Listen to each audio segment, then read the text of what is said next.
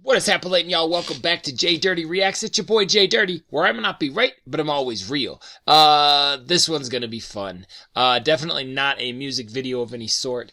Recently, Insane Clown Posse, the group you guys know I'm all about, down with the clown, faux life, there we go. They did a Twitch stream where they were breaking down old records. This one happened to be Carnival of Carnage, the first Joker's card.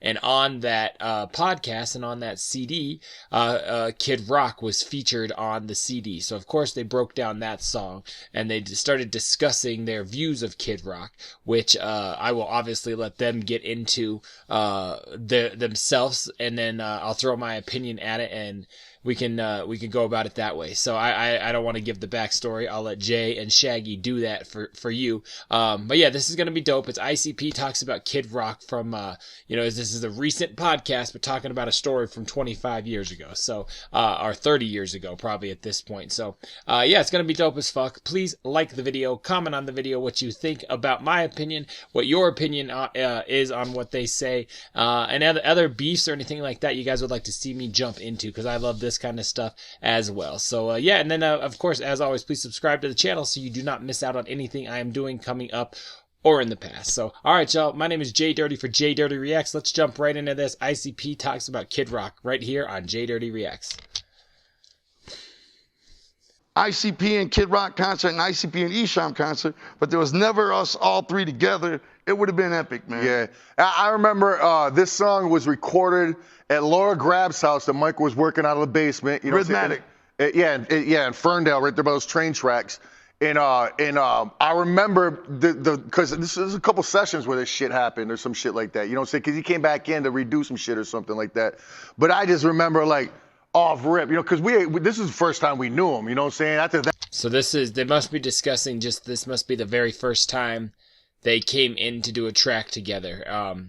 I almost feel like perhaps right before this they had said something that we missed in this clip. We started going to his house a little bit and shit. Right. And I remember off rip just being like, oh, what a fucking asshole. Because they just standing out front after the session, because of course they got drunk as shit during the session, you know what I'm saying?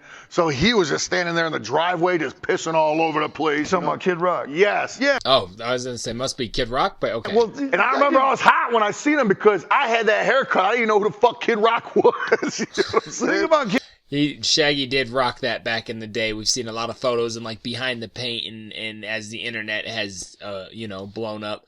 Yeah, we've seen Shaggy with the high top fade, or Joey, before he was even Shaggy back in the day. So I don't blame him. Let's go to the Is That You with Kid Rock. The thing about this song is I give Kid Rock credit because when he came to the studio to do the song, they got drunk, but he came back. Oh yeah, he did. He came back the next day and was like, man, let me redo my shit, you know? Now, let's listen to a second, because I would like to talk about him just a tiny bit more, you know? In a way that's dope. I mean, I've done a lot of features for people. I've had people send features to me. I have definitely sent things off and then heard it 2 or 3 days later, or heard it with the rest of the song, and thought, nah, man, I didn't give it what I should have. It doesn't sound right. And I've redone it, and I've had people do it to me, for verses as well. So mad props, like they said, for that move alone. Yeah, no doubt. But that's all I had to say. And I remember the other thing was, we did all these beats. We told Mike exactly what we wanted. Mike would do the actual beat, like the drum pattern. But basically the bass line or whatever the main sample was, we came up with ahead of time. But I remember Kid Rock told Mike, I'll do the song with ICP if you do the track. Mike.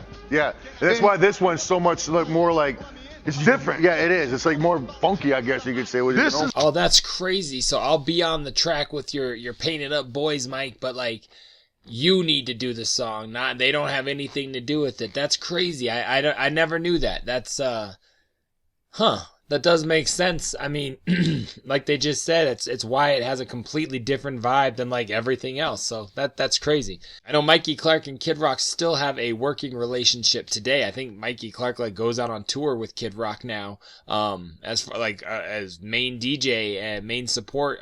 If you like, not support as far as an opening act, but with him, for the best of my knowledge. We did. This is the first Mike Clark solo track full that on we rapped produced. on without our involvement in Yeah, the you're creation right, of the man. music. Yeah. That's insane, man. I love hearing that. I watched this whole podcast, but I was making dinner and helping the kids, and I missed that. That's a dope, super fresh fact about this song. Yeah. We bought the beat off Mike, and that's the only way we could get Kid Rock. And I remember Kid Rock said, when we approached Kid Rock, we said, hey man, we got Esham on the record. We want to get you on it too. He said, how much did Esham do it for? And we said, All about money. $500. Why didn't we lie? It should have been like $250. No, said- because we wanted to fucking get him. That's We why. said $500, and Kid Rock said, I'll do it for $6. Right. Should have been like $150. Be like, I'd do it. I'll do it for $6. Like, it was just such a, like, as long as I know I got a little bit more than the other guy, I'm down. For $250. But yeah, what were you gonna say about But it? I also want to say is, and I gotta say this because I don't like Kid Rock. Man, I'm sitting here, and with all Jay's health problems, I'm staring at that leg all of a sudden. He is very swollen. He's like spilling out of them socks. It's almost kind of scary looking. They look so fresh. I was just looking at their hookups, how they look. They always look matching and super dope on these things. But goddamn, man, that retaining some water, man. We gotta put your feet up, get you some Lasix, Jay. You know what I'm saying? I think he's a racist piece of shit. That's me personally. If you don't, whatever the fuck. But I can't knock his hustle back in the day. You know what I'm saying? His hustle was immaculate. When he got kicked off of Jive Records, you know what I'm saying? He grinded like a motherfucker to get where he was. You know what I'm saying? And so whether I like him or not ain't a fucking factor. You know what I'm saying? Because he did grind, but personally, I can't stand him. But, you know what I'm saying? But he was a different guy back then. He was just, always whatever. Yeah, Two Dope has been on for a long time about Kid Rock being super racist and like all these things. I've never met the guy. I can't say this or that. But yeah, I know for a fact that the Clowns and especially Shaggy has said that for a very long time. Yeah, so it's kind of, I'm glad they're going into it so we can hear it from them and cut the speculation out as far as what their opinions are. But it's definitely crazy. Whatever the fuck.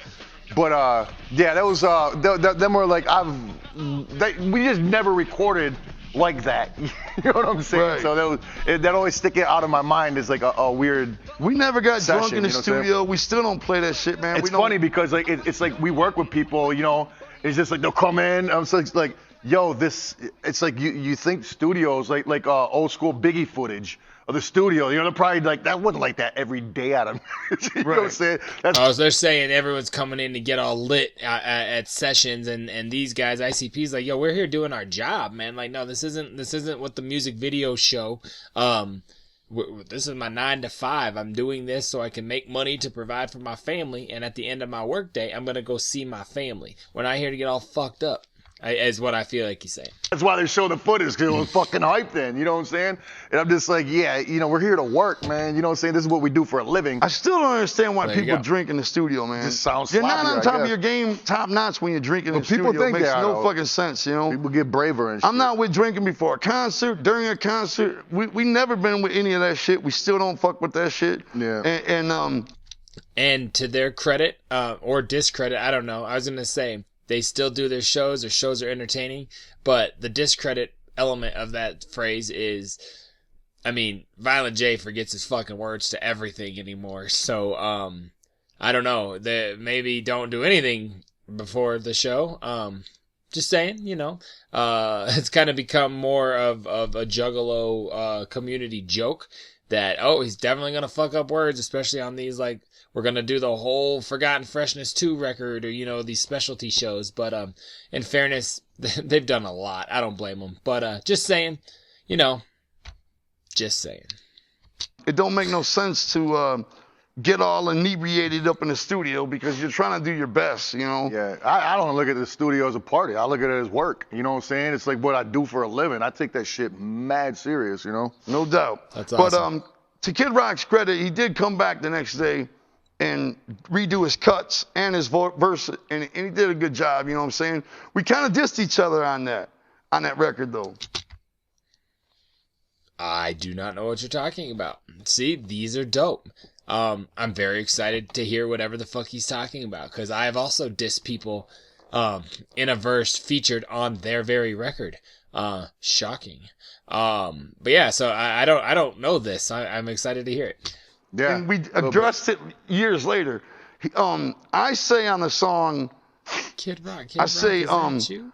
something, motherfucker. Remember? I say, I just did, yeah, because he said motherfucker, and you came back with a motherfucker. I just did, motherfucker. yeah, I say, I just did, motherfucker. He said it, and then you said something. And he said something too. Yeah, he said it. Anyway, we kind of took a jab at each other on it. But I don't even know what the fuck is. Oh, just like, yeah, Kid Rock in like a high-pitched voice says, something, motherfucker. And then you hear Jay, I just did, motherfucker.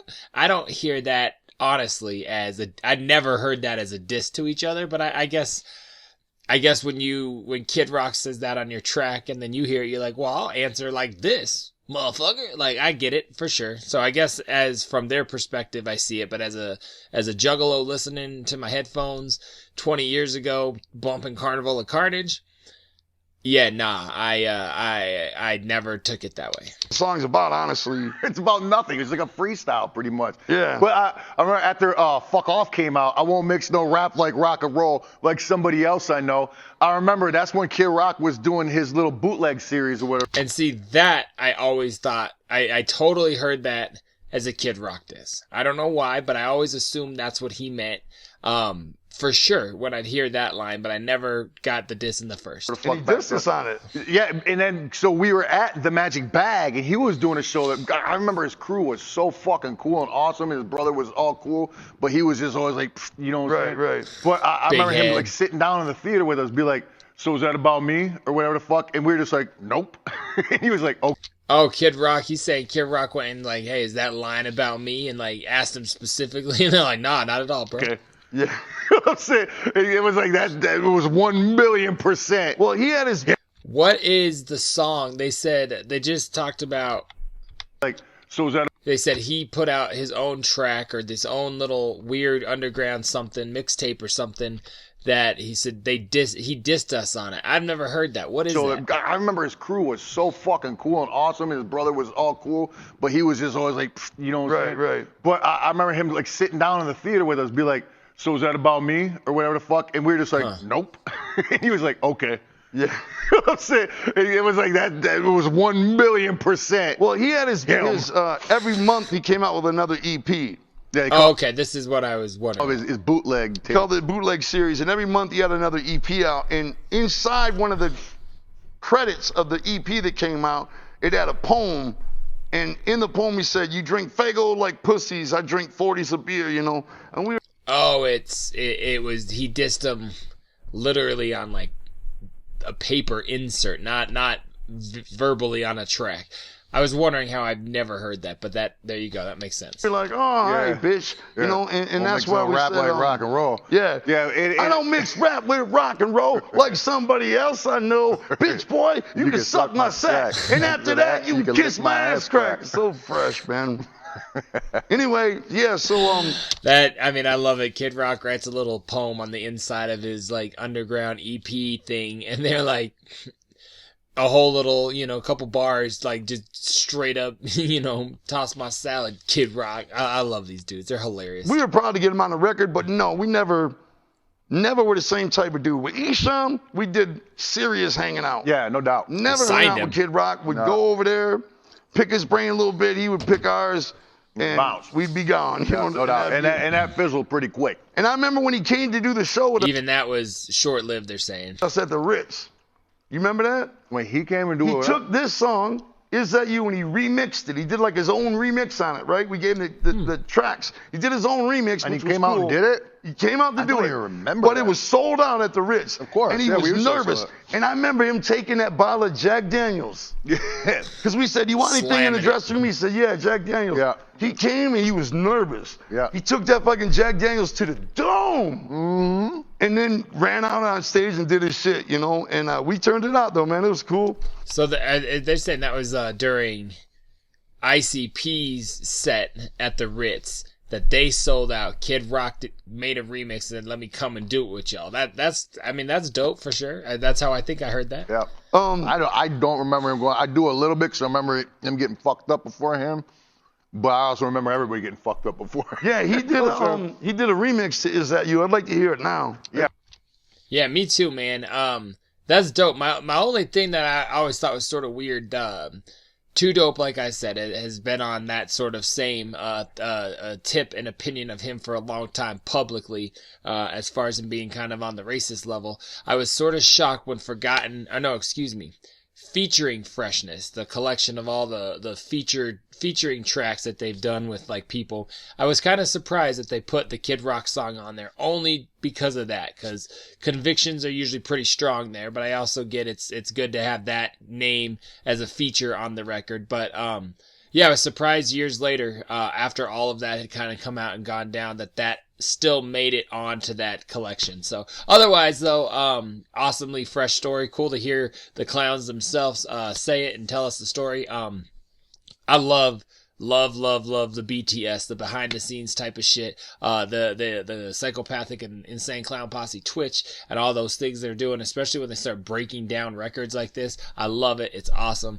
It's a lot of fun. I highly recommend you subscribe to those channels. Check those guys out whenever they're going to come back. I don't know when that is, but I cannot wait for that to happen. You guys, thank you so very much for joining me right here on the channel. My name is J Dirty for J Dirty Reacts. Throw a like, throw a comment, and please, if you are new here, subscribe to the channel so you don't miss out on anything I am doing right here. Thank you guys so very much. Peace out.